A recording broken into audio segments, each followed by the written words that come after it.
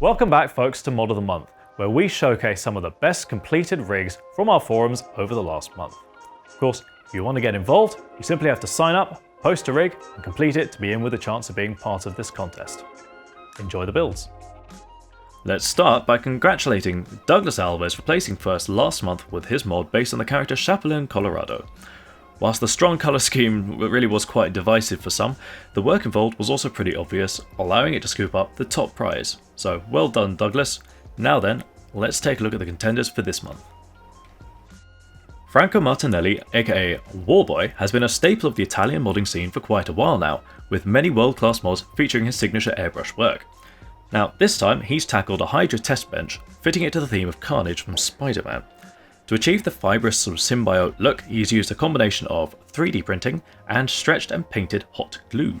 Other parts of the case, such as the drive mounts and the reservoir cover, were also 3D printed. As ever, there's plenty of airbrush work too, as well as a full CPU and GPU water loop to keep things nice and cool. Joe Glover, also known as Hack Joe and by his moniker Mod Zero Customs, is no stranger to small form factor builds. This time round, he's gone with a purpose-built experimental Parvum X30 chassis, one of the key features being a rear distro plate that also integrates the DDC pump into the assembly. Now if you want to know how to make one of those yourself, we've also got a video on how to do that. Clean lines and a lack of fuss are key words here. Joe made the cables from scratch to make sure there'll be no unsightly clutter. He also polished up the distro plate to be free from all the machining marks, leaving a clear window into the system. Creative tubing routing both on the front and the back ensure that the cooling loop is both functional and exciting. Beginning with a chassis like the Aerocool P7C1 is not an easy task, especially given TodMod wanted to add in a substantial radiator for the water cooling setup. The case was effectively stripped and gutted, after which he went to town constructing an exterior panel setup from acrylic. The pieces were all cut out using a scroll saw, then bent and fitted by hand. The theme here was based around Gundam, with the signature light grey and blues present throughout. Similar attention was also applied to the interior in the form of the CPU and GPU water loop, custom GPU backplate, and a power supply shroud, and naturally, of course, lighting.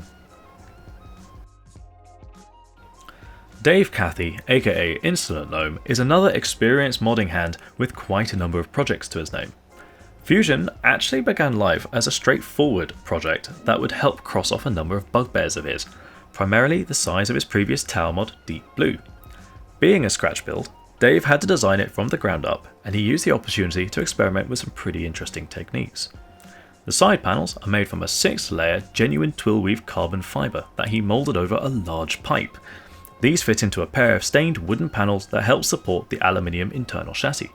This helps give the effect of the hardware sort of floating in place, which is further enhanced by the custom wiring and detail work that keeps everything neat and tidy.